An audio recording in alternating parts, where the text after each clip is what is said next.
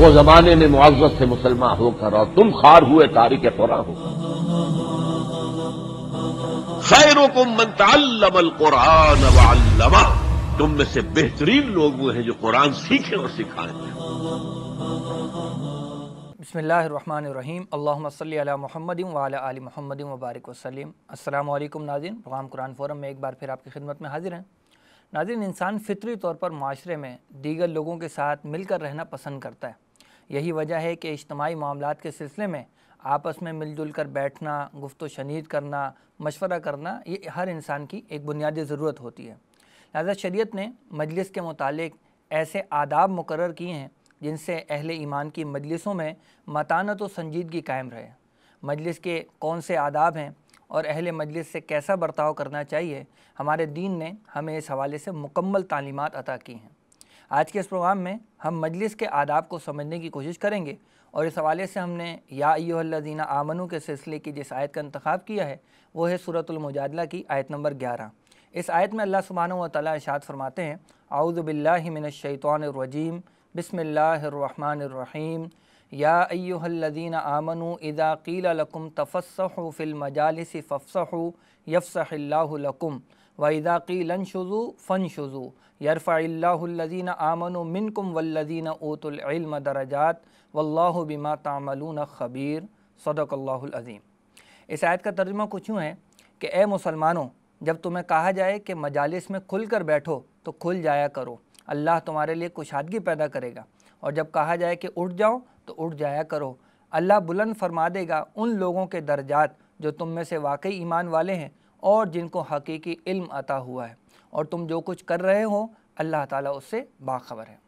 ناظرین، آئیے گفتگو کے سلسلے کو آگے بڑھاتے ہیں، اور گفتگو کے لیے ہمیشہ کی طرح ہمارے معزز مہمان، معروف دینی اسکالر و امیر تنظیم اسلامی محترم جناب شجاع الدین شیخ صاحب ہمارے ساتھ موجود ہیں۔ آئیے ان سے گفتگو کرتے ہیں۔ السلام علیکم ورحمۃ اللہ وبرکاتہ۔ وعلیکم السلام ورحمۃ اللہ وبرکاتہ۔ شیخ صاحب مزاج خیریت سے ہیں؟ الحمدللہ، آپ خیریت سے ہیں؟ جی، اللہ کرم و احسان ہے۔ شیخ صاحب، یہ سورۃ المجادلہ کی ہم نے آج آیت نمبر 11 لی ہے، تو سورۃ المجادلہ میں چونکہ پہلی مرتبہ ہم نے کسی آیت کا انتخاب کیا ہے، تو سورۃ المجادلہ کے جو عمومی موضوعات ہیں ان کا ایک خلاصہ ناظرین کے لیے بیان ہو جائے۔ بسم اللہ الرحمن الرحیم، اللہم صلی علی محمد وعلی آل محمد وبارک وسلم۔ جزاک اللہ خیر نعمان صاحب۔ سب سے پہلی بات تو یہ کہ سورہ مجادلہ مدنی سورت ہے اور قرآن حکیم میں 28 پارے کی پہلی سورت ہے۔ اس سورہ مجادلہ کی خوبصورت اور ایک عجیب نکتہ یہ بھی ہے کہ اس کی 22 آیات ہیں، اور ہر آیت میں لفظ اللہ اس میں موجود ہے۔ اگر ہمارے ناظرین غور فرمائیں تو ہر آیت میں 22 کی 22 آیات میں لفظ اللہ استعمال ہوا ہے۔ یہ تو ایک دلچسپی کا نکتہ تھا۔ اب جیسے کہ عرض کیا گیا کہ مدنی صورت اور مدنی صورتوں کے موضوعات ہمارے سامنے آتے ہیں۔ ایک خاص معاشرے سے متعلق مسئلہ تھا کہ عربوں کا ایک معاملہ تھا کہ اپنی بیوی کو کبھی وہ اپنی ماں کہہ دیا کرتے تھے، اور ماں کہنے کا مطلب ہوتا تھا کہ اس کو اپنے اوپر حرام کر لیا کرتے تھے اور اس سے تعلق قائم نہیں کرتے تھے۔ اس مسئلے کو زہار کہا جاتا ہے۔ اس کی تفسیر تو اپنی جگہ تفاسیر میں دیکھی جا سکتی ہے۔ تو زہار کے مسئلے سے متعلق اللہ تعالیٰ نے ہدایت عطا فرمائی کہ تمہارے کہنے سے تمہاری بیوی تمہاری ماں نہیں ہو جاتی، اور اس طرح کی حرکت نہ کیا کرو، یہ جھوٹ ہے اور غلط طرز عمل ہے، اور اس طرح کا طرز عمل کسی نے اختیار کر لیا تو اس کا کفارہ بھی بتایا گیا اور بیوی سے تعلق قائم کرنے کا حکم دیا گیا۔ اسی طریقے پر وہ لوگ کہ جو اللہ تعالیٰ کی حدود کو نافذ نہ کریں، اور اللہ تعالیٰ کی حدود، اچھا اللہ تعالیٰ کی حدود سے مراد سے سزائیں نہیں بلکہ اللہ تعالیٰ کے احکامات بھی ہیں، تو اللہ تعالیٰ کے احکامات کی خلاف ورزی کرنے والے اور ان کی مخالفت کرنے والے، ان کے لیے ذلت اور رسوائی کا ڈراوا ہے جو اللہ تعالیٰ نے سنایا۔ اسی طرح سورہ مجادلہ میں دو پارٹیوں کا ذکر ہے، ایک حزب اللہ اور ایک حزب الشیطان۔ اللہ تعالیٰ کے نزدیک اصل دو ہی پارٹیاں دنیا میں ہیں، ایک حزب اللہ ہے اور ایک حزب الشیطان ہے۔ حزب الشیطان کے بھی دو حصے، ایک کھلے کافر، ان کا ذکر بھی یہاں پر آیا، اور ایک آستین کے ساتھ یعنی منافقین۔ وہ کلمے کا دعویٰ کرتے ہیں، رہتے مسلمانوں کے ساتھ ہیں، مگر ان کی ہمدردیاں دین دشمنوں کے ساتھ ہوا کرتی ہیں۔ تو یہ جو چھپے ہوئے حزب الشیطان ہیں یا منافقین جو آستین کے سانپ ہیں، ان کا بھی تذکرہ کیا گیا، اور ان کی جو سازشیں تھیں مسلمانوں کے خلاف، خاص طور پر سرگوشیاں کرتے تھے نبی اکرم صلی اللہ علیہ وسلم کے خلاف، مسلمانوں کے خلاف، جس کے لفظ نجوہ قرآن حکیم نے اس مقام پر استعمال کیا، تو اس حرکت پر بھی، ان منافقین کی اس حرکت پر بھی اللہ تعالیٰ نے سرزنش فرمائی ہے، اور ساتھ ساتھ اللہ تعالیٰ نے مجلس اور معاشرت کے حوالے سے بھی کچھ ہدایات عطا فرمائی، جن میں سے ایک آیت کا آپ نے انتخاب بھی کیا ہے۔ صحیح۔ تو اگر ہم اس آیت پر آتے ہیں تو اس میں کافی ساری باتیں نظر آ رہی ہیں۔ اگر ایک خلاصہ آپ کی جانب سے بیان ہو جائے، پھر اسی کی بیس پر ہم آگے سوالات کو لے چلیں گے۔ اچھا، ہمارے ناظرین کی توجہ کے لیے کہ یہ خلاصہ مضامین کا ہوتا ہے، ورنہ قرآن حکیم کا خلاصہ ممکن نہیں ہوتا۔ بعض مرتبہ کچھ لوگ ذرا روا روی میں کہہ جاتے ہیں آج ہم قرآن کا خلاصہ بیان کریں گے، ایک ہفتے میں قرآن کریم کا خلاصہ بیان کیا جائے گا۔ قرآن کریم کا تو خلاصہ ہو ہی نہیں سکتا، اللہ تعالیٰ کے کلام کا ہر لفظ وہ اپنی جگہ قیمتی اور اہم ہے۔ ہاں، یہ کہا جاتا ہے کہ جب ہم کسی موضوع پر کلام کر رہے ہیں تو مختصر نکات ہمارے سامنے آ جائیں، یا کسی صورت مبارکہ کا مطالعہ کیا جا رہا ہے تو اہم مضامین کا ذکر ہو جائے۔ تو اگر اس ایک آیت کریمہ کی بات کی جائے تو ایمان والوں سے مخاطبت، وہی ہماری پوری سیریز چل رہی ہے، اور مجالس کے حوالے سے ایک اہم رہنمائی عطا کی گئی، اور وہ یہ ہے کہ جب بندہ مجالس میں موجود ہو تو اس کو پھر دوسروں کا، دائیں بائیں جو لوگ بیٹھے ان کا خیال رکھنا چاہیے اور کشادگی پیدا کرنی چاہیے تاکہ دوسرے لوگوں کو بھی مجلس میں شرکت کر کے خیر کی بات سیکھنے کا موقع ملے۔ ایک تو یہ مجلس سے متعلق رہنمائی عطا ہوئی ہے۔ دوسرا، اللہ تعالیٰ نے درجات کی بلندی کا ذکر فرمایا، اور درجات کی بلندی صاحب ایمان لوگوں کے لیے بھی ہے، اور خاص طور پر ذکر ہوا کہ جن کو اللہ تعالیٰ نے علم عطا فرمایا، تو مطلق علم کی فضیلت کا بھی ذکر یہاں پر آیا ہے کہ درجات کی بلندی ایمان کے ذریعے بھی ہے اور درجات کی بلندی علم کے ذریعے بھی ہے، تو فضیلت علم کا بیان بھی اس مقام پر اس آیت کریمہ میں ہمارے سامنے آتا ہے۔ یوں کہہ سکتے ہیں کہ دو اہم مضامین اس میں، ایک تو مجلس کے آداب اور دوسرا علم اور صاحب علم کی فضیلت کا بیان بھی اس میں آئے گا۔ بالکل۔ تو اگر ہم پہلے موضوع کو لے لیں یعنی مجلس کے آداب، تو اس کے ذیل میں اللہ رب العزت نے جو ہدایت دی وہ یہ کہ اذا قیل لکم تفصحوا فی المجالس فافصحوا یفصح اللہ لکم۔ تو اس میں اگر ہم اس حصے تک اگر کلام کریں کہ جب تم سے کہا جائے مجلسوں میں کھل کر بیٹھو تو کھل کر بیٹھ جایا کرو، تو یہ کھل کر بیٹھنے سے کیا مراد ہے کہ دور دور بیٹھے، یعنی جیسے آج کووڈ سوشل ڈسٹینسنگ کا معاملہ ہے، کہ یہ حکم ہے؟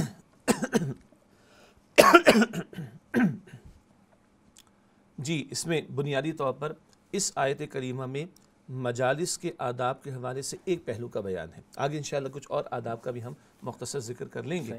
یہ جو بات آ رہی ہے کہ کھل کر بیٹھا کرو تو کیا مراد ہے؟ جیسے آپ نے فرمایا کہ 6 فٹ کا فاصلہ لے کر بیٹھے، مراد یہ نہیں ہے۔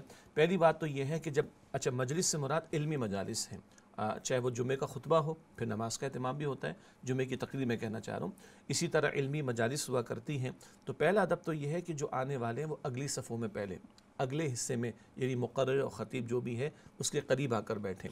دوسری بات جو یہاں پر کھل کر بیٹھنے کو کہا جا رہا ہے، جب اذا قیل لکم تفصحوا فی المجالس، مجلسوں میں کھل کر بیٹھا کرو، اس کے ایک اور ترجمانی کی جا سکتی ہے مجلسوں میں کشادگی پیدا کیا کرو، تو اللہ تعالیٰ تمہارے لیے کشادگی پیدا فرمائے گا۔ کیا مطلب؟ بعض مرتبہ آنے والوں کی تعداد بڑھ جاتی ہے اور جگہ کی کچھ تنگی ہو جاتی ہے، تو یہاں پر کھلنے سے مراد کیا ہے؟ دوسروں کے لیے کشادگی پیدا کرنا۔ وہ خود تو سمٹنا پڑے گا، خود تھوڑا سمٹنا پڑے گا تاکہ دوسروں کے لیے کھل جانے کا موقع آ جائے، جگہ کے کھل جانے کا موقع آ جائے اور دوسرے لوگ بھی اس میں بیٹھ سکیں، تاکہ جو کلام ہو رہا ہے جو میں اپنے لیے پسند کر رہا ہوں کہ اس سے مجھے فائدہ ہو رہا ہے تو دوسروں کو بھی اس سے فائدہ مل جائے۔ تو یہاں مراد سوشل ڈسٹینسنگ نہیں ہے بلکہ دوسرے کے لیے کشادگی پیدا کرنا ہے، یعنی خود تھوڑا پھر سمٹ کر بیٹھ جانا تاکہ دیگر لوگوں کو بھی مجلس میں بیٹھ کر استفادہ کرنے کا موقع مل سکے۔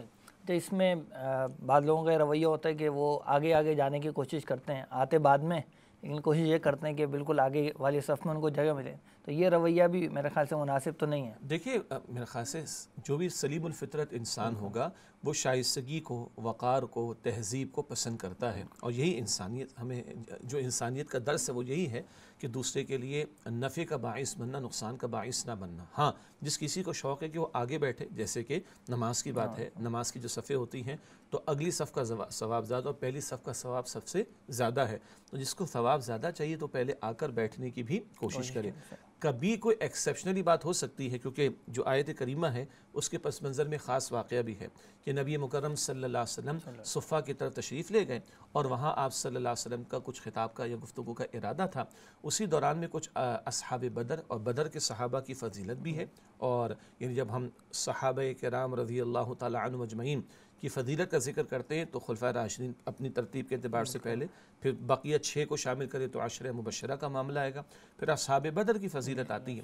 تو اللہ کے نبی علیہ السلام نے بعض اصحاب بدر کو دیکھا تو بعض آگے بیٹھے ہوئے لوگوں سے کہا بھئی تم تھوڑا پیچھے چلے جاؤ، اور ان سے کہا کہ وہ آگے آ جائیں۔ یہ ایکسیپشنلی خود حضور کے طرز عمل سے بات ہمیں ملتی ہے صلی اللہ علیہ وسلم، اس لیے اس کا ذکر کیا، لیکن اس سے بھی نکات ہمارے اہل علم نے بیان فرمائے۔ اصحاب علم ہوں گے، اصحاب فضل ہوں گے، ان کو مجالس میں آگے ہونا چاہیے. اچھا اس کی حکمت بھی سمجھ آتی ہے. آپ کے علم میں ہے کہ جب امام نماز پڑھا رہا ہے تو کبھی اس سے غلطی کا بھی امکان ہے, تو لقمہ کون دے گا؟ جس کے پاس علم ہوگا, چاہے حافظ ہوگا قرآن حکیم کا یا قرآن اس سے یاد کیا ہوا ہوگا. کوئی مسئلہ پیش آ جائے گا تو امام کو توجہ کیسے دلانی ہے, جو سبحان اللہ کہ ورنہ آپ کو پتہ ہے کہ عام طور امام سے غلطی ہوتی ہے, اللہ اکبر اللہ اکبر. اسی طریقے پر یہ مسئلہ 1000 میں سے کبھی ایک دفعہ پیش آئے گا, امام کا وضو ٹوٹ گیا, اب وہ کیا کرے گا جی؟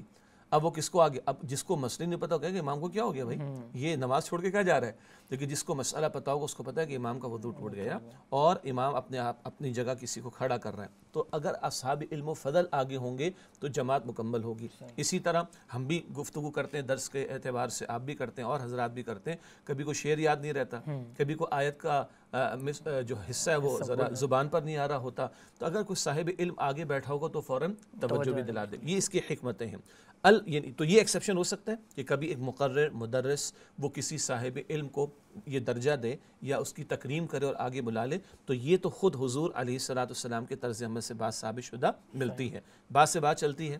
تو علماء نے یہ بھی لکھا کہ جو صاحب مجلس ہو, اس کو صدر مجلس بھی کہا جاتا ہے, وہ یہ کام کرے. یعنی خود کوئی صاحب اپنے آپ کو, میں کیونکہ صاحب فضل ہوں تو میں آگے جا کر بیٹھوں گا, یہ تو میری ناک کٹ جانے والا معاملہ ہوگا, اس کے لیے اجازت نہیں ہے. اجازت صدر مجلس کے لیے ہے کہ جو مدرس ہے, مقرر ہے, منتظم ہے, وہ اگر کسی کو چاہے تو آگے بلا لے. یہ تو خود حضور کے طرز عمل سے ہمیں ملتا ہے صلی اللہ علیہ وسلم. یہ بات دوبارہ ریپیٹ کر دوں, کو خود اپنے آپ کو سمجھے میں بڑا صاحب کمال ہوں, میں صاحب فضل ہوں, میں صاحب علم ہوں اور مجھے ہی آگے بیٹھنا چاہیے, تو یہ تو گویا کہ اندر کے تکبر کا ایک کوئی شائبہ بھی آ سکتا ہے اس میں اور حملہ بھی ہو سکتا ہے. اس سے اجتناب کرنا چاہیے. جو مجلس کا صدر ہے وہ اس کو جو ہے وہ اس کاروائی کو آگے بڑھانے کی کوشش کرے. اس کو میں کہہ رہا تھا یہ تو ایکسیپشنل معاملہ, بٹ عام حالات میں کیا ہے؟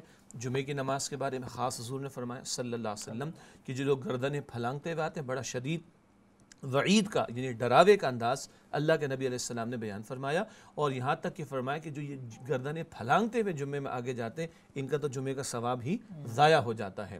تو پسندیدہ بات یہ ہے کہ اگلی صفوں کو, اور صف سے مراد ایک تو نماز کی صف ہے اور ایک کسی مجلس کی صف, تو آنے والوں کو اگلی صفوں کو پہلے پر کرنا چاہیے, اور جن کو شوق ہے ہم آگے بیٹھیں, ثواب بھی ہمیں زیادہ ملے, اور مدرس مقرر کے قریب بھی ہوں, تو ان کو اپنے تئیں کوشش کرنی چاہیے کہ وہ جلد آگے بیٹھنے کی کوشش کریں.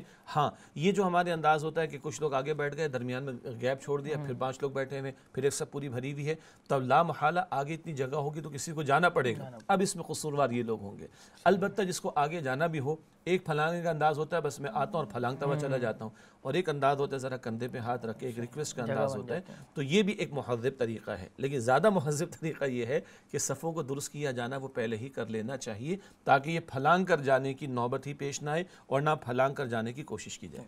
ورنہ عمومی طور پر تو صحابہ کا طرز عمل یہی ہوتا تھا کہ مجلس میں جہاں جگہ ملتی تھی وہیں بیٹھ جاتے تھے, کوئی خود سے وہ آگے بڑھنے کی یا بڑا بننے کی وہ کوشش نہیں کیا کرتے. مولانا امتیاز نہیں تھا نا. اچھا صحابہ تو صحابہ ہیں رضی اللہ تعالی عنہم اجمعین, اللہ کے رسول کا معاملہ دیکھیں صلی اللہ علیہ وسلم. مجلس میں اللہ کے رسول علیہ السلام نے اپنے لیے عام طور پر کبھی بھی کوئی امتیازی قسم کا طرز عمل, ہماری زبان میں کہیں گے پروٹوکول, حضور نے پسند نہیں فرمائے, سوائے اس کے جمعے کا خطاب کرنے تو ہم ممبر پر بیٹھیں گے. اس کے سوا کئی مرتبہ ہوتا تھا مجلس حضور کی سجی ہے صلی اللہ علیہ وسلم, اور باہر سے کوئی شخص آیا, مسافر ہے, کوئی دور سے آیا جو حضور کو جانتا نہیں ہے, تو پوچھتا تھا بھائی کون ہے تمہارے رسول, کون ہے جنہوں نے نبوت کا دعویٰ کیا, تو بتایا جاتا ہمارے حضور یہ, ہمارے نبی بیٹھے ہوئے صلی اللہ علیہ وسلم. تو اللہ کے بعد سب سے بڑی ہستی حضور کی, حضور نے اپنے لیے کوئی امتیازی شان پسند نہیں فرمائی, تو نعمان صاحب باقی کسی کی بالکل حیثیت رہتی کیا ہے کہ کوئی اپنے آپ کو کچھ سمجھے اور اس طرح کی شان اختیار کرنے کی اپنے تئیں کوشش کرے, اس سے اجتناب کرنا چاہیے. اس میں تو بعض دفعہ دیکھا گیا کہ لوگ خواہ برا مان جاتے ہیں, اور ان کو اگر صحیح مقام نہ ملے تو اس پہ وہ ناراض بھی ہو جاتے ہیں. آپ صحیح فرما رہے ہیں, بلکہ اگر آپ اجازت دیں, اگر صحیح پروٹوکول نہ دیا جائے, ہے نا جی, اسٹیج بڑا تھا, 6 لوگوں کو آپ نے بٹھایا, تو بھائی مجھے بھی بٹھا لیتے ہو, کیا چلا جاتا, میں نہیں آ رہا, میں جا رہا ہوں, ٹھیک ہے جی. اس اسٹیج سے میرا نام پکارتے ہوئے آپ نے 4 القابات, اس کے لیے 6 القابات استعمال کیے تھے, میرے لیے 4 کیوں آپ نے استعمال کیے. اس کو تو آپ نے جناب 36 منٹ دے دیے, مجھے آپ نے 32 منٹ پہ روک دیا. ہاں جی, تو مطلب یہ کیا ہے, یہ انداز خود بتا رہا ہے کہ میں, اور سارا مسئلہ کیا ہے جی, اسی انا کو فنا کرنے کا ہی مسئلہ ہے. بات تو چلی تھی آداب مجلس کی، یہ بات چلے گی اندر کی، اور مسئلہ یہی ہے کہ یہ اندر کی خواہشات جو ہوتی نا کہ میں بڑا مانا جاؤں، مجھے پروٹوکول دیا جائے، اللہ تعالی ہم سب کی حفاظت فرمائے. گویا یہ بھی تقاضا ہے. سبحان اللہ، جو آپ نے کہا نا کہ صحابہ جہاں ان کو جگہ ملتی وہاں جا کر تشریف فرما ہو جاتے، یہی ہمیں اختیار کرنا چاہیے. حضور تو خود صدر مجلس کیا، امام الانبیاء صلی اللہ علیہ وسلم، صحابہ سننے والے ہیں. تو آج ہم جو مجلسوں میں جانے والے ہیں، ہمارے لیے نمونہ اس معنی میں صحابہ کرام کی ذات بنے گی کہ ان کے طرز عمل کو دیکھ کے ہم بھی اپنی مجالس کو وہ شان دینے کی کوشش کریں جو حضور کی مجالس کی تھی. اشرف، اس کا نتیجہ اللہ نے یہ بیان فرمایا کہ یفصح اللہ لکم، کہ اگر تم اس حکم پر عمل کرو گے تو اللہ تمہارے لیے کشادگی پیدا کرے گا. تو اس کشادگی سے کیا مراد ہے؟ بہت پیاری بات ہے. آج ہم نے کسی کے لیے کشادگی پیدا کی کہ اس کو بھی بیٹھنے کا موقع مل جائے، اس کو بھی سیکھنے کا موقع مل جائے. تو اللہ تعالیٰ کی ذات بڑی غیور ہے. بندہ جب مخلوق کے ساتھ بھلا سلوک کرتا ہے تو اللہ اس کو ادھار نہیں رکھتا. آخرت کا اجر تو ہے ہی ہے، اللہ دنیا میں بھی عطا فرماتا ہے. جیسے مشہور حدیث ہے بخاری شریف میں، جب تک بندہ اپنے بھائی کی حاجت کو پورا کرنے میں لگا رہتا ہے تب تک اللہ سبحانہ وتعالیٰ اس بندے کی حاجت کو پورا کرنے میں لگا رہتا ہے. ہم چاہتے ہیں کہ ہماری نیڈز پوری ہوں، ہمارے مسائل کا حل نکل آئے، تو اللہ کے رسول علیہ السلام کا یہ مبارک فرمان ہمیں بتا رہا ہے کہ ہمیں بندوں کی حاجات کو پورا کرنے میں اپنے آپ کو لگانا چاہیے. اب یہاں کشادگی سے کیا کیا مراد ہے؟ مفسرین نے یہاں تک لکھا کہ اس میں رزق کی کشادگی بھی مراد ہے. مفسرین نے یہاں تک لکھا کہ تمہارے معاملات زندگی میں کشادگی، اور کشادگی میں ایک مفہوم آسانی کا بھی ہے. جیسے ہم تھوڑے سمٹ گئے تاکہ دوسرے کے لیے آسانی ہو جائے اور وہ بیٹھ کے بات کو سن لے، وہ بھی ایک ضرورت کے تحت آئے نا، وہ سننے کے لیے جو آیا وہ اس کی ایک ضرورت ہے. تو آج ہم کسی کے لیے آسانی کریں گے، اللہ تعالی ہمارے لیے آسانی فرمائے گا. یہ آسانی رزق کے معاملات میں بھی ہوگی، یہ آسانی دیگر ضروریات زندگی کے اعتبار سے بھی ہوگی، اور سب سے بڑی ضرورت ہماری آخرت کے اعتبار سے ہے. تو دنیا کی حاجات ہوں، آخرت کی حاجات ہوں، ان کی تکمیل کا معاملہ، دنیا کی آسانیاں ہوں، آخرت کی آسانیاں ہوں، یہ سب اس کشادگی میں شامل کر کے بیان کی گئی. جزاک اللہ. شیخ صاحب، مجلسی کے آداب کے حوالے سے اگلا جو حصہ اس میں اللہ تعالیٰ فرماتے ہیں کہ وَإِذَا قِيلَ انشُزُوا فَانشُزُوا، کہ جب کہا جائے کہ اٹھ جاؤ تو اٹھ جایا کرو. تو اس کا کیا مطلب ہوا؟ ہاں، یہ اگر ایک خاص پس منظر میں بھی اس کو ہم سمجھیں گے انشاءاللہ تعالیٰ. مفسرین تو عموم کے اعتبار سے بیان فرمائے. ایک تو ہے کہ ابھی مجلس مکمل ہو جائے تو اپنے گھروں کو جاؤ. ہم نے گزشتہ کچھ پروگرام سے بات کی تھی نا کہ نبی علیہ السلام کے گھر میں گئے ہو تو اب باتوں میں جینا لگاؤ، کھانا پینا مکمل ہو، گھروں کو جاؤ. ایک وہ بھی اٹھنا ہی ہے نا، جاؤ اٹھ کے چلے جاؤ. ٹھیک ہے جی. تو ایک تو مراد دی کہ جو بھی مجلس سے مکمل ہوئی تو اب صاحب مجلس ہوں یا صدر مجلس ہوں، ان کے وقت کا خیال رکھا جائے اور ان کو ڈسٹرب نہ کیا جائے. بعض علماء نے اس کو عموم کے اعتبار سے رکھا. جب نماز کے لیے کھڑا ہونے کو کہا جائے تو نماز کے لیے کھڑے ہو جاؤ، اقیموا الصلاۃ. جب قتال کا تقاضا ہے تو قتال کے لیے کھڑے ہو جاؤ. جب دعوت دین کے لیے پکار لگے تو دین کی دعوت کے کام کے لیے کھڑے ہو جاؤ. تو یہ عموم کے اعتبار سے بھی بیان کیا گیا. البتہ جیسے کہ ابھی ابتدا میں ذکر ہوا کہ سورۃ المجادلہ میں منافقین کا ذکر بھی ہے، حزب الشیطان. اچھا، ان منافقین کا مسئلہ کیا تھا؟ ان بیچاروں کا مسئلہ یہ تھا کہ ان کو کافروں سے بھی بنا کر رکھنا ہوتی تھی اور مسلمانوں سے بنا کر رکھنا ہوتی تھی. کیوں؟ یہ کسی کے ہمدرد نہیں تھے، یہ اپنے مفاد کے اصل میں حریص تھے کہ ان کا مفاد، ان کی جان مال وغیرہ وہ محفوظ رہے. تو کافروں سے بھی بنا کر رکھو تاکہ جب کبھی حق و باطل کی کشاکش کے دوران کافروں کو غلبہ ملے تو بھی وہاں سے حصہ لے لیں، اور اگر مسلمانوں کو غلبہ ملے تو وہاں سے بھی حصہ لے لیں. تو یہ اپنی اٹینڈنس لگانے کے لیے آتے تھے منافقین خاص طور پر. اچھا جی، تو تاکہ ان کو مسلمان مانا جائے. کسی اور موقع پر بھی ہم نے بات کی ہے کہ اس زمانے کے منافقین، جن کو قرآن منافقین کہتا ہے، اس زمانے کے منافقین 5 وقت کی نماز میں آتے تھے. وہ فجر میں بھی آتے تھے اور عشاء میں بھی آتے. حدیث میں حالانکہ آتا ہے سب سے بھاری نمازیں کون سی منافقین پر؟ فجر اور عشاء. اور کیوں آتے تھے؟ اپنے اسلام کو ریکارڈ کرانے کے لیے، بھائی ہم مسلمان ہیں. یہ آج ہمارا دور ہے کہ ہم 5 چھوڑ کر بھی مسلمانوں کو دیکھنے کے بڑے مطمئن ہیں. استغفر اللہ، پکے مسلمان. ہاں جی، ہمارے اسلام پر بات نہ ہے. اچھا، ان منافقین کا اگلا مسئلہ کیا تھا؟ یہ نبی علیہ السلام کی جو مجالس ہوتی تھی ان میں بھی آتے تھے، ان میں آ کے گڑبڑ بھی کرتے تھے. نجوہ کا لفظ آیا تھا، سرگوشیاں کرتے تھے، اجتماعی سے الگ بیٹھ کر کانوں کے اندر باتیں کرتے تھے، سرگوشیاں کرتے تھے، اور اس کا ایک نفسیاتی طور پر اثر ہوا کرتا تھا. اللہ کے رسول کے برے نام بھی رکھا کرتے تھے. بالکل، استغفر اللہ، برے نام، حضور کے فیصلوں کے بارے میں غلط باتیں بیان کرنا، اس پر کوشچن کرنا وغیرہ وغیرہ. تو یہ نجوہ قرآن اصطلاح استعمال کرتا ہے. ایک کام ان کا کیا ہوتا تھا؟ آتے بھی لیٹ ہوں گے، لیکن آخر میں جب مجلس مکمل ہو رہی ہے تو حضور کے قریب آنا چاہتے ہیں صلی اللہ علیہ وسلم، تاکہ سب لوگ دیکھ لیں، ریکارڈ پر آ جائے. اور آگے بڑھ کر ہاتھ بھی ملائیں گے کہ صاحب دیکھیں ہم نے تو ہاتھ بھی ملایا اور ہم تو بڑے گڈ بکس کے اندر بڑے قریب ہیں. ان کو کہا جا رہا ہے میاں یہ جو تم باتیں بنانا چاہتے ہو، اپنے جھوٹے اسلام کا دعویٰ اس کا ثبوت پیش کرنا چاہتے ہو، اس سے کچھ نہیں ہوگا۔ یہ مجلسوں میں دیر تک بیٹھے رہنا مجلس مکمل ہونے کے بعد اور اپنا یہ اٹینڈنس ریکارڈ کرانا، اس سے کوئی مسئلہ نہیں ہوگا۔ اصل بات تو آگے آ رہی، ایمان والوں کے درجات بلند ہوں گے، اور بھی بات کریں گے انشاءاللہ، اور علم والوں کے درجات بلند ہوں گے۔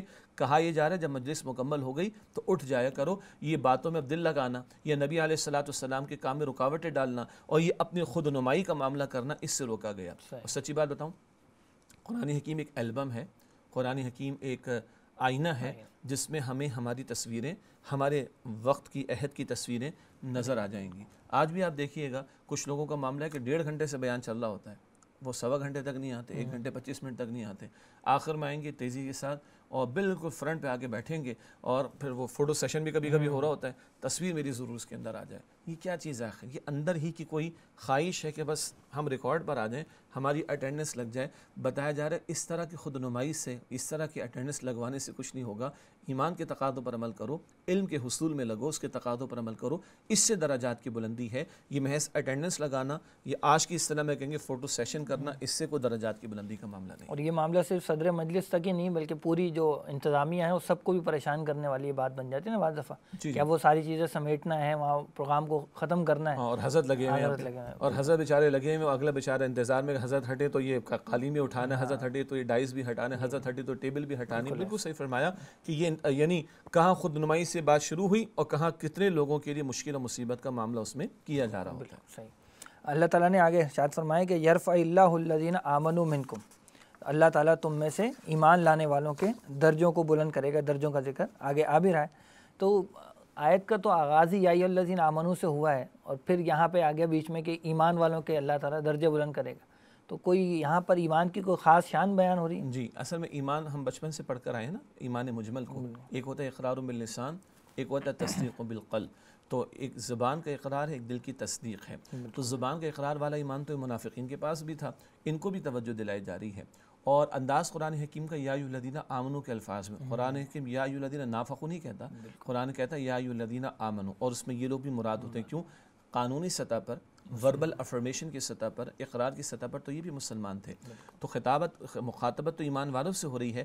توجہ دلائی جا رہی ہے کہ محض یہ دعووں سے تمہارے درجات کی بلندی کا معاملہ نہیں ہوگا، تمہارا اسلام قبول ہے، تم نے اقرار تو کیا، لیکن تم درجات کی بلندی چاہتے ہو تو اس کے لیے وہ حقیقی ایمان جو دل میں ہوا کرتا ہے اس کا تقاضا۔ جیسے قرآن پاک ایک جگہ فرماتا ہے سورہ نساء کی آیت نمبر 136 میں کہ یا ایھا الذین آمنوا آمنوا باللہ ورسولہ، اے ایمان والو ایمان لاؤ اللہ پر اور اس کے رسول علیہ السلام پر۔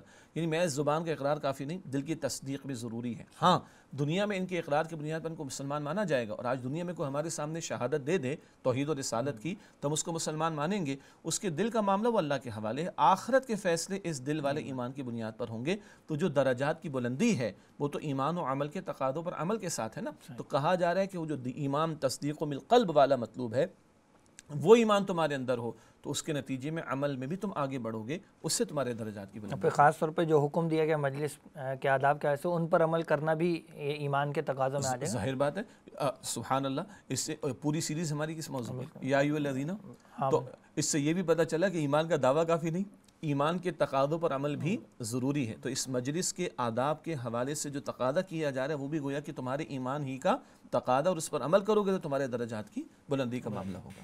اچھا صاحب، آگے جن کے درجات کی بلندی کا وعدہ کیا گیا وہ ہے والذین اوتوا العلم، وہ لوگ جنہیں علم دیا گیا۔ تو یہ اس علم سے ہم کون سا علم مراد ہیں؟ ہمارے معاشرے میں یہ تقسیم تو بہت نمایاں ہے کہ جو لوگ دنیا کے علم میں لگے ہوئے ہیں وہ پھر وہیں لگے ہوئے ہیں، اور جو دین کے علم میں ہے وہ ماشاءاللہ اسی میں آگے سے آگے بڑھتے چلے جاتے ہیں۔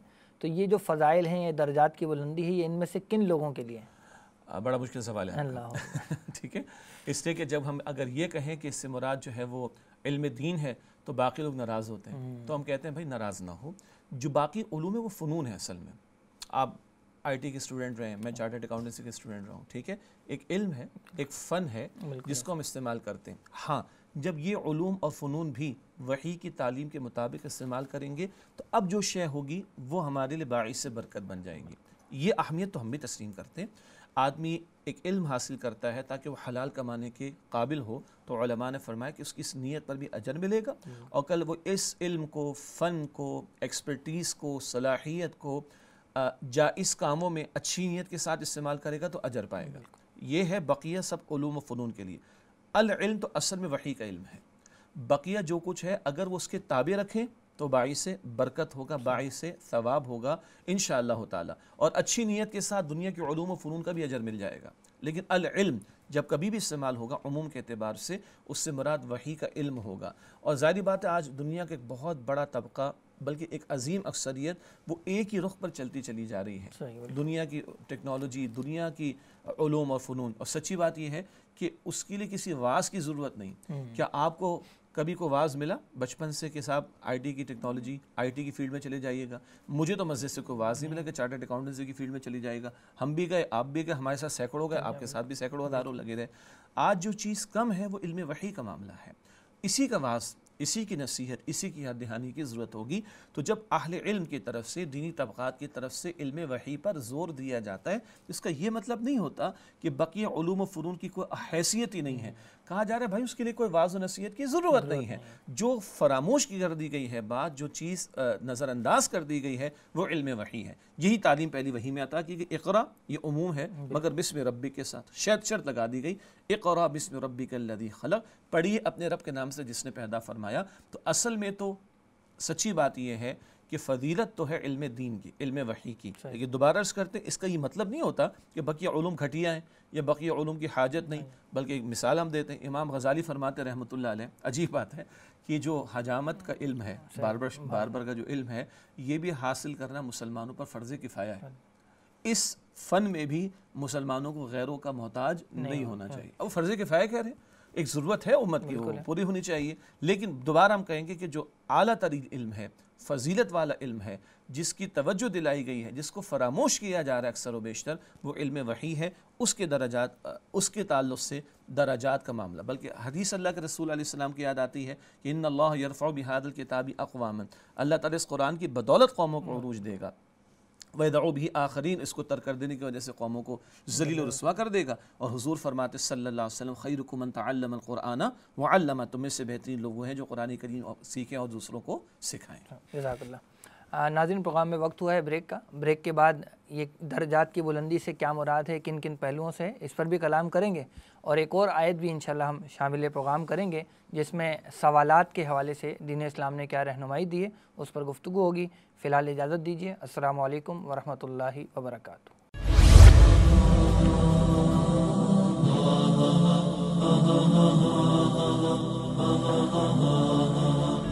وہ زمانے میں معزز سے مسلمان ہو کر اور تم خار ہوئے تارک قرآن ہو. خیرکم من تعلم القرآن وعلمہ, تم میں سے بہترین لوگ وہ ہیں جو قرآن سیکھیں اور سکھائیں.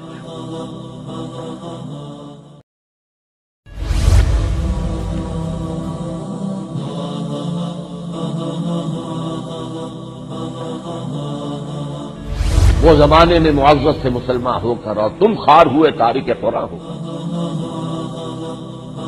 خیرکم من تعلم القرآن وعلمہ, تم میں سے بہترین لوگ وہ ہیں جو قرآن سیکھیں اور سکھائیں. السلام علیکم ورحمۃ اللہ وبرکاتہ. ناظرین پروگرام قرآن فورم میں ایک بار پھر آپ کو خوش آمدید کہتے ہیں. ناظرین آج ہم سورۃ المجادلہ کی آیت نمبر 11 کی روشنی میں مجلس کے آداب اور ساتھ ہی ساتھ ایمان اور علم کے نتیجے میں جو درجات کی بلندی ہوتی ہے اس پر گفتگو کر رہے ہیں. اب تک ہم نے جو بات سمجھی ہے وہ یہ ہے کہ مجلس کے آداب کیا ہیں. کہا جا رہا ہے کہ جب کہا جائے کھل کے بیٹھو تو کھل کر بیٹھ جایا کرو, اس کی فضیلت اور برکت بیان کی گئی. اور جب کہا جائے اٹھ جاؤ تو اٹھ جایا کرو. پھر آگے فرمایا گیا کہ اللہ تعالیٰ ایمان والوں کے اور علم والوں کے درجات بلند فرماتا ہے. اس علم کے حوالے سے ہماری گفتگو جاری تھی. شیخ صاحب, یہ جو یہاں پر فضیلت تو بیان کر دی گئی کہ والذین اوتوا العلم درجات, کہ جن کو علم دیا گیا ان کے درجات کو اللہ تعالیٰ بلند کرے گا. کیا قرآن کا صرف یہی ایک مقام ہے جہاں علم والوں کے درجات کی بلندی کا بیان ہے, یا کوئی اور بھی مقامات ہیں جہاں اہل علم کی فضیلتوں کو اللہ نے بیان فرمایا؟ دیکھیے قرآن حکیم میں اللہ تعالیٰ علم کا تذکرہ مختلف اعتبارات سے فرماتا ہے. یعنی مطلق اگر علم کی فضیلت اور اہمیت پر بات کریں, اللہ کے نبی علیہ السلام کو دعا سکھائی جا رہی, ربی زدنی علما, اے میرے مجھے علم کے اعتبار سے بڑھا دے. سادہ ترجمہ کریں تو اے میرے علم میں اضافہ فرما دے. پہلی وحی کو دیکھیں, اقرا کا لفظ 2 مرتبہ آتا ہے اور علمہ کا لفظ 2 مرتبہ آتا ہے. قلم کا لفظ اللہ تعالیٰ نے استعمال فرمایا، تو یہ پہلی وحی خود اپنی جگہ علم کی اہمیت و فضیلت کو بیان کرتی ہے۔ ایک جگہ ہم پڑھتے ہیں قرآن حکیم میں کہ قل هل يستوي الذين يعلمون والذين لا يعلمون، اے نبی علیہ السلام نے سے سوال کیجئے کیا علم رکھنے والے اور علم نہ رکھنے والے برابر ہو سکتے ہیں؟ اتنا سادہ سوال ہے کہ اس کا جواب بڑا آسان ہے کہ برابر نہیں ہو سکتے۔ پھر یہ علم انسان میں اللہ تعالیٰ کی خشیت پیدا کرتا ہے۔ تو اللہ تعالیٰ علماء کسے کہتا ہے؟ کنہیں کہتا ہے؟ انما یخشى اللہ من عبادہ العلماء، اللہ کے بندوں میں سے اللہ کی خشیت وہ لوگ اختیار کرتے ہیں کہ جو اصحاب علم ہوتے ہیں، علم والے ہوتے ہیں۔ اسی طرح آدم علیہ السلام کو اللہ تعالیٰ نے جو فرشتوں کے سامنے پیش بھی کیا اور ان کی فضیلت اور عظمت کا اظہار فرمایا، تو وہاں بھی بات کیا تھی کہ فرشتوں کے سامنے کہا کہ ان چیزوں کے نام بتاؤ، فرشتے نہیں بتا سکے۔ آدم علیہ السلام کو اللہ نے پہلے سے تیار کیا تو انہیں تمام چیزوں کے اشیاء کے نام بتا دیے۔ ہاں، ایک ان کو علم الاسماء، اشیاء کا علم دیا گیا۔ آج اس کو ہم جدید علوم بھی کہہ دیتے ہیں، فزیکل سائنسز علم بھی کہہ دیتے ہیں، دنیاوی علوم کہہ دیتے ہیں، عصری علوم کہہ دیتے ہیں، دنیا کے وسائل کا علم کہہ دیتے ہیں۔ اللہ تعالیٰ نے ایک اور علم بھی دیا، فَإِمَّا يَأْتِيَنَّكُم مِّنِّي هُدًى فَمَن تَبِعَ هُدَايَ فَلَا خَوْفٌ عَلَيْهِمْ وَلَا هُمْ يَحْزَنُونَ، جب تمہارے پاس میری طرف سے کوئی ہدایت آئے تو جو میری ہدایت کی پیروی کریں گے ان کو نہ خوف ہوگا نہ وہ غمگین ہوں گے۔ وہ علم الاسماء کے ساتھ علم الوحی، علم ہدایت بھی ان کو عطا کیا گیا۔ یہ کئی مقامات ہیں قرآن حکیم میں جہاں ہمیں اس تعلق سے تذکرہ ملتا ہے۔ پھر اللہ کے نبی علیہ السلام کی احادیث کا مطالعہ کریں تو علم کی فضیلت کو اللہ کے نبی علیہ السلام نے مختلف انداز سے بیان فرمائے۔ ہم سب ناظرین کے بھی اور اپنے لیے بھی، ہم سب کے لیے ایک بڑی ترغیب و تشویق والی حدیث سے مبارک ہے جو کہ صحیح بخاری صحیح مسلم شریف دونوں میں ہے۔ اللہ کے نبی علیہ السلام فرماتے کہ اللہ سبحانہ وتعالیٰ جس بندے کے ساتھ بھلائی کا ارادہ فرما دیتا ہے اسے دین کی سمجھ عطا فرما دیتا ہے۔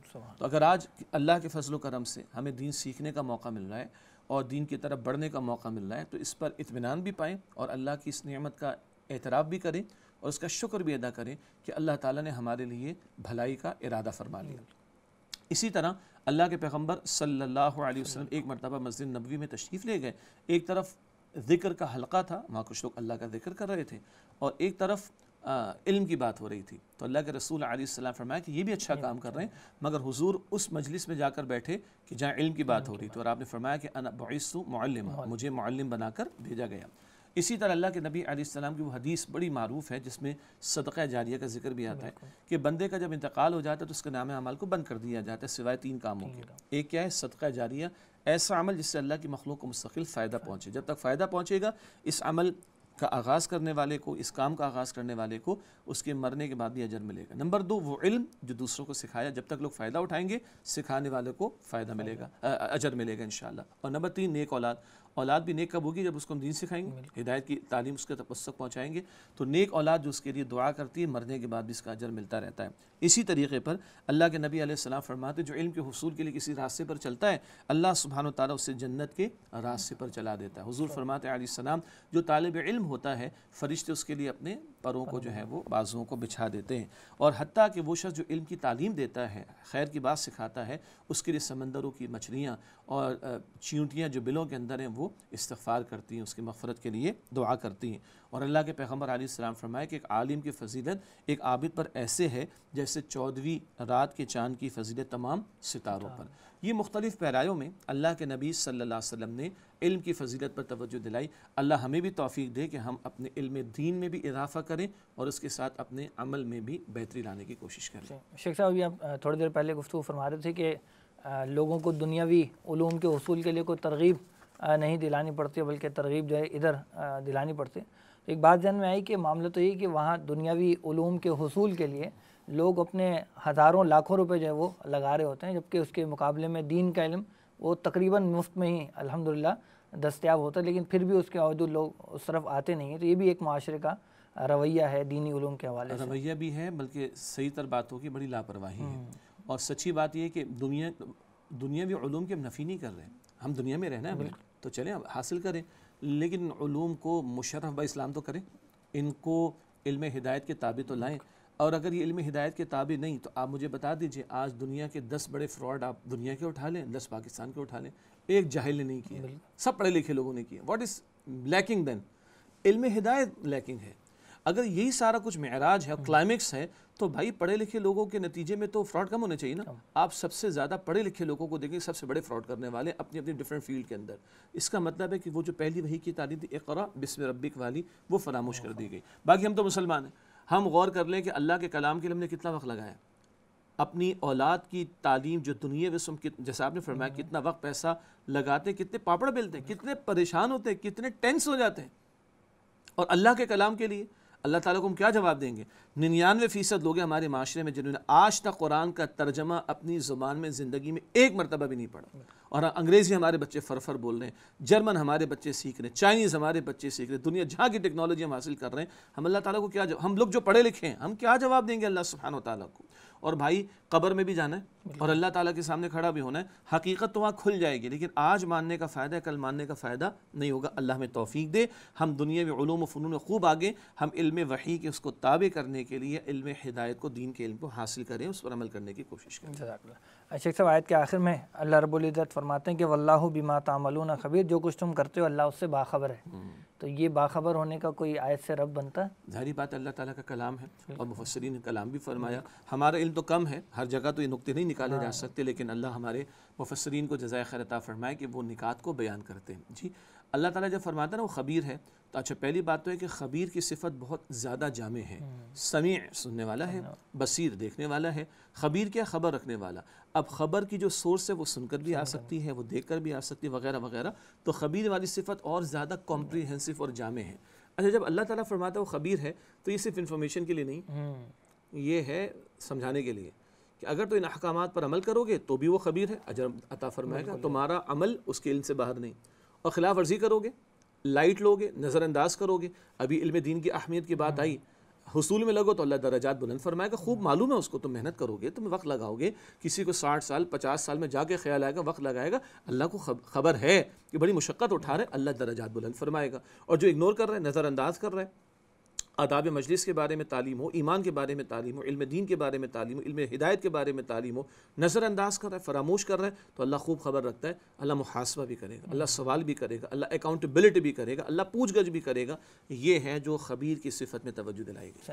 اچھا ابھی آپ کی گفتگو سے ایک بات یاد ہے کہ درجات کی بلندی کا ایک تذکرہ ایک حدیث میں آتا ہے کہ وہ انبیاء سے قریب ترین جو درجات کی طرف جو بات چلی جاتی ہے. تو اس حدیث کا اگر کچھ درجات کی بلندی مختلف اعتبارات سے, جیسے آپ نے ایک حدیث مبارک ابھی ذکر کی بات کرتے ہیں اس پر, وہ حدیث بھی یاد رہے کہ جو صاحب قرآن ہوگا, ایک تو مکمل حافظ قرآن ہونا, اور ایک جتنا قرآن حفظ ہو, ایک ایک آیت پڑھتا جا اور ایک ایک درجہ چڑھتا جا, تیرا آخری درجہ وہ ہوگا جو تو آخری تلاوت کرے گا. تو درجات کی بلندی وہ بھی قرآن پاک ہے مختلف اعتبارات سے.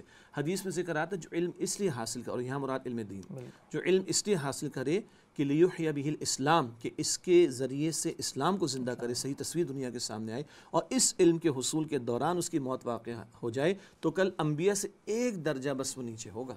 باقی بہت سارے درجات نیچے اور بھی ہوں گے, ایک درجہ نیچے کون ہوگا؟ جو آج اس لیے علم دین حاصل کرتا ہے کہ اس کو حاصل کر کے دنیا کے سامنے اسلام کی صحیح تصویر پیش کر سکے. تو درجات کی وہ بلندی عطا ہوگی کہ انبیاء سے ایک درجہ نیچے اس کو رکھا جائے گا. شیخ صاحب یہ آیت تو الحمدللہ مکمل ہو گئی. مجلس کے آداب کے حوالے سے احادیث مبارکہ سے اگر کچھ رہنمائی ملتی ہے تو وہ بھی بیان ہو جائے. جی بالکل, شروع جزاک اللہ خیر, آپ کو نقطہ یاد رہا ماشاءاللہ. شروع میں جیسے عرض کیا گیا, تو یہ تو مجلس کے آداب کے حوالے سے ایک بات ہے جو اس مقام پر آ رہی ہے, کشادگی پیدا کرنے والی. ہم احادیث مبارکہ کو دیکھیں تو اللہ کے نبی صلی اللہ علیہ وسلم نے بہت ساری باتیں ہمیں سکھائیں. مثلا مجلس کا آغاز جب ملاقات ہوگی تو سلام سے آغاز ہوگا, ٹھیک ہے جی. نمبر 2, مجلس کے آغاز پر اللہ کی حمد اور نبی علیہ السلام پر درود, ورنہ حضور علیہ السلام نے فرمایا کہ ایسی مجلسیں جن میں اللہ اور اس کے رسول علیہ السلام کا ذکر نہیں کیا گیا ہوگا, قیامت کے دن یہ مجلس حسرت کا باعث ہوں گی. پھر مجلس کے اندر اللہ کے نبی صلی اللہ علیہ وسلم مراتب کا بھی خیال رکھتے, جیسے کہ ذکر آ گیا کہ اصحاب علم و فضل کو حضور آگے بٹھایا کرتے تھے صلی اللہ علیہ وسلم. پھر حضور علیہ السلام اگر کوئی کلام کرتا تو حضور پوری توجہ سے اس کی بات کو سنتے, اور جب کسی سے کلام حضور فرماتے تو اس کی طرف توجہ کر کے. کئی صحابہ فرماتے جب حضور ہم سے بات چیت کرتے تو لگتا کہ پوری دنیا میں ہم سے زیادہ حضور کو محبوب نہیں. سبحان اللہ. ہمارا معاملہ کیا ہوتا جی, ادھر اسمارٹ فون ہوتا ہے، ادھر ہاتھ ملا رہے ہوتے ہیں، پھر ادھر دیکھ رہے ہوتے ہیں، ادھر دیکھ رہے ہوتے ہیں، انتہائی درجے کی بدتمیزی ہے، اللہ تعالیٰ محفوظ رکھے۔ پھر حضور نبی اکرم صلی اللہ علیہ وسلم اگر مجلس میں کوئی شے ڈسٹریبیوٹ کی جاتی، کبھی پانی یا کھجور وغیرہ، آپ سیدھے ہاتھ سے شروع کرتے ہیں۔ اسی طرح اگر مجلس میں سبحان اللہ کوئی بچہ اگر ہوتا تو حضور اس سے آغاز کرتے ہیں، اور اگر حضور چاہتے کہ کسی صاحب فضل کو پہلے پیش کریں تو حضور بچے سے پوچھ لیا کرتے تھے۔ یہ بڑا سینسٹیو معاملہ ہے، اگر آپ اس کو سائیکالوجی کے اعتبار سے دیکھیں، بارے ہماری فیلڈ نہیں ہے، نفسیات کے اعتبار سے دیکھیں تو یہ بہت قیمتی بات ہے، بچے کا دل جیت لیتے ہیں آپ۔ اسی طرح حضور نبی صلی اللہ علیہ وسلم نے مجلس کے اختتام کی دعا بھی سکھائی ہے، سبحانک اللہم و بحمدک نشہد ان لا الہ الا انت نستغفرک و نتوب الیک، کہ حضور فرماتے ہیں جب یہ دعا پڑھ لی جاتی ہے، ہمیں یاد کرنی چاہیے، مسنون دعاؤں کی کتاب میں مل جائے گی، تو مجلس میں اگر کوئی کوتاہی ہو جائے گی ہم سے تو اس کا کفارہ بھی ادا ہو جائے گا۔ دوبارہ یہ مستقل ایک باب ہے مسنون آداب کی کتب میں کہ جہاں مجلس کے آداب کثرت سے ہمیں حضور علیہ الصلوۃ والسلام سے میسر آتے ہیں۔ جزاک اللہ۔ ناظرین، علم کے حصول کے حوالے سے بات آئی، اور علم کے حصول کے حوالے سے سوال کرنا یہ ایک بڑی بنیادی ضرورت ہے۔ اس حوالے سے ہم نے یا ایھا الذین آمنوا کے سلسلے کی ایک اور آیت کا انتخاب کیا آج کے پروگرام میں، سورۃ المائدہ کی آیت نمبر 101، جس میں اللہ سبحانہ و تعالیٰ ارشاد فرماتے ہیں، اعوذ باللہ من الشیطان الرجیم، بسم اللہ الرحمن الرحیم، یا ایھا الذین آمنوا لا تسألوا عن اشیاء ان تبد لکم تسؤکم وَإِن تَسْأَلُوا عَنْهَا حِينَ يُنَزَّلُ الْقُرْآنُ تُبْدَ لَكُمْ عَفَا اللَّهُ عَنْهَا وَاللَّهُ غَفُورٌ حَلِيمٌ صدق اللہ العظیم۔ اس کا ترجمہ کچھ یوں ہے کہ اے اہل ایمان، ان چیزوں کے متعلق سوال نہ کیا کرو جو اگر تم پر ظاہر کر دی جائیں تو تمہیں بری لگیں، اور اگر تم سوال کرو گے ایسی چیزوں کے بارے میں جبکہ ابھی قرآن کا نزول جاری ہے تو تمہارے لیے وہ ظاہر کر دی جائیں گی۔ اللہ تعالیٰ نے اس میں درگزر سے کام لیا ہے، اللہ بخشنے والا اور بردبار ہے۔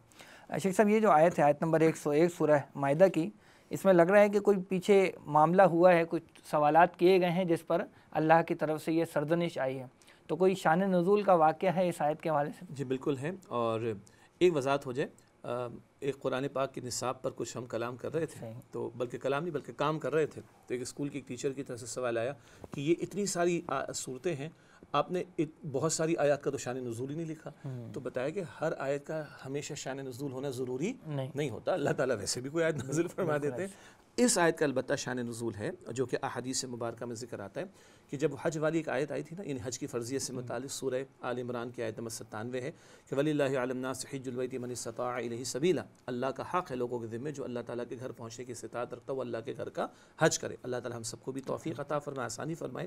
تو ایک صاحب نے سوال کیا، یا رسول اللہ علیہ السلام ہر سال فرض ہے؟ حضور خاموش رہے۔ یا رسول اللہ ہر سال فرض ہے؟ حضور خاموش رہے۔ پھر حضور فرمایا دیکھو اگر میں ہاں کہہ دیتا تو ہر سال فرض ہو جاتا۔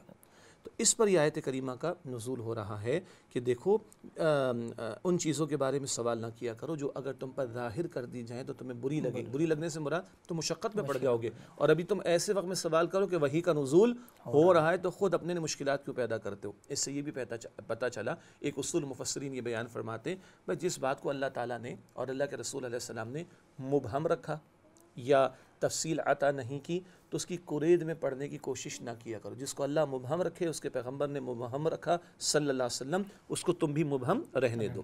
اسی سے اب اگلی بات آتی ہے کہ کیا سوال بالکل نہیں کرنا چاہیے؟ ایک بڑا اہم سوال ہے۔ تو یہاں پر اصول سمجھ لینا چاہیے، یہ خاص پس منظر ہے کہ جس کے تعلق سے اس بات کو یہاں پر روکا گیا کہ بیجا سوالات نہ ہوں، اور خاص پس منظر جو ہوتا ہے اس میں تو بڑی مشقت ہو جاتی ہے، اگر ہر سال سب پر حج فرض ہوتا تو کیا سے کیا نہ ہو جاتا۔ تو یہ ہے جو شان نزول اس آیت کریمہ کا مفسرین نے بیان فرمایا۔ صحیح۔ شیخ صاحب، یہاں چونکہ سوالات کی بات آئی ہے تو بعض لوگوں کا یہ طریقہ ہوتا ہے کہ وہ بناوٹی قسم کے سوالات کرتے ہیں، فرضی قسم کے سوالات کرتے ہیں، کوئی اپنے دماغ میں کوئی تصور بناتے ہیں اور اس کے بارے میں پھر پوچھنا شروع کر دیتے ہیں، اور چاہتے ہیں کہ جواب بھی ایسا ملے جو انہوں نے خود سوچا ہے، جو خود سوچا ہے، بالکل۔ اور اس کے لیے اس کے نتیجے میں نے اگر ایسی چیزوں کا جواب ملے تو خود ان کے لیے بھی مشقت ہو، اور جس نے جواب دینا ہے وہ اس کے لیے بھی وہ مشقت کا معاملہ بن جاتا ہے۔ تو سوال میرا یہ کہ کوئی دین نے یہ رہنمائی دی ہے کہ کس قسم کے سوالات کرنے چاہیے اور کس قسم کے سوالوں سے اجتناب کرنا چاہیے؟ ماشاءاللہ، بہت پیارا سوال ہے۔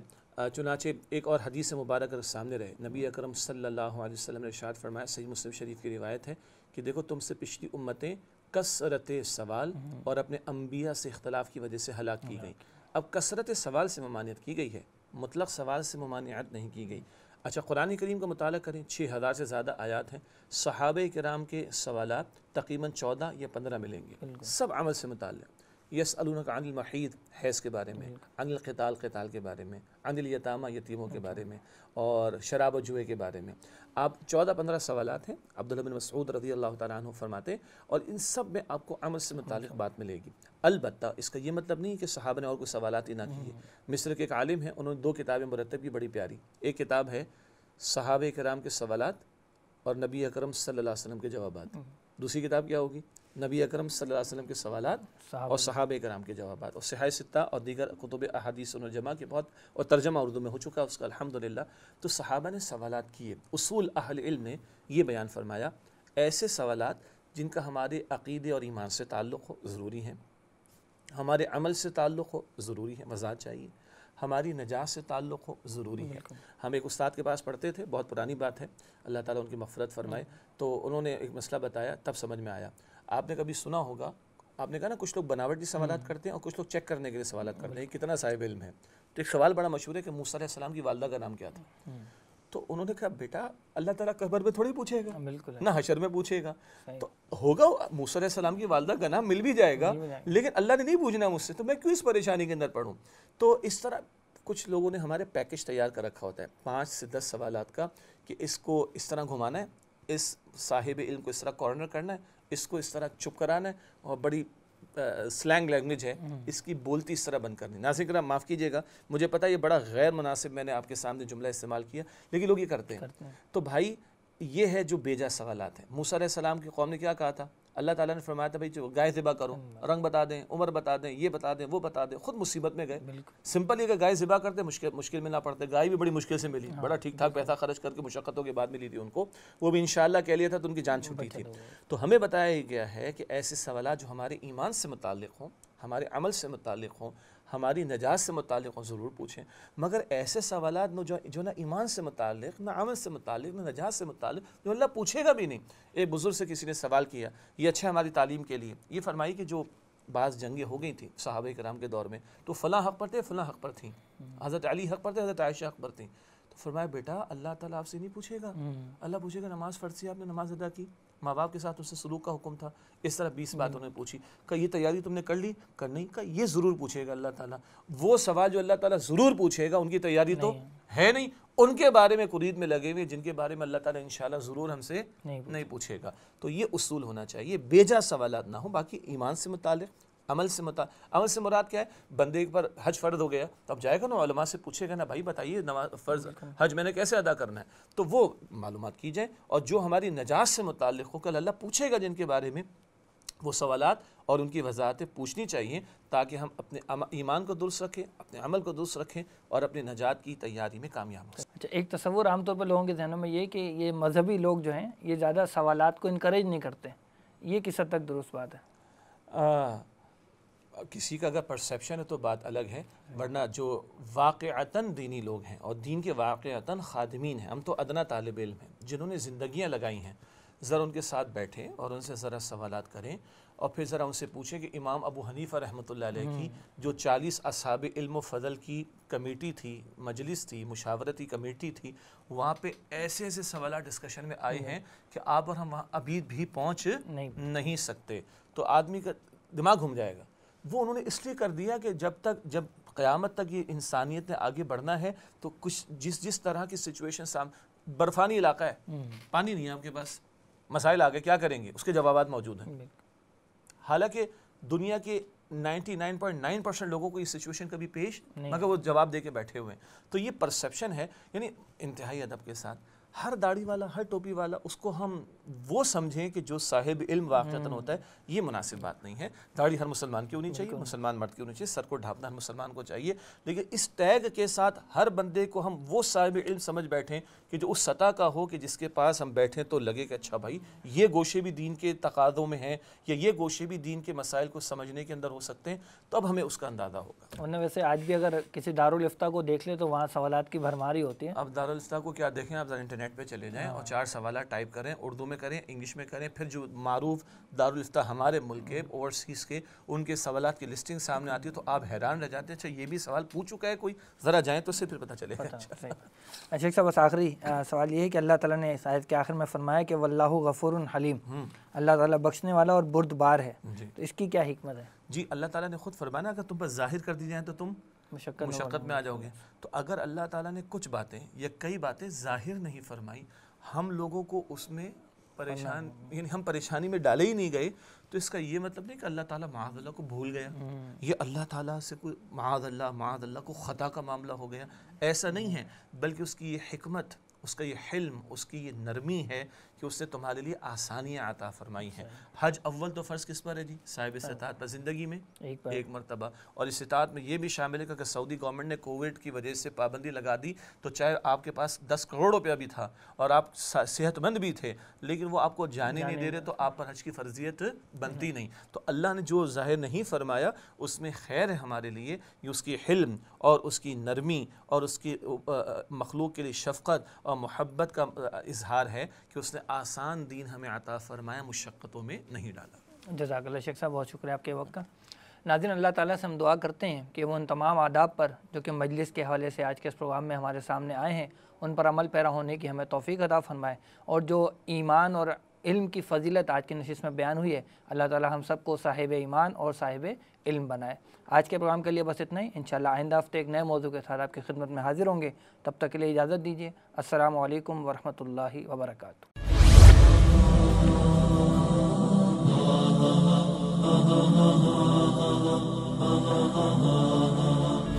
وہ زمانے میں معزز سے مسلمان ہو کر اور تم خوار ہوئے تارک قرآن ہو۔ خیرکم من تعلم القرآن وعلمہ، تم میں سے بہترین لوگ وہ ہیں جو قرآن سیکھیں اور سکھائیں۔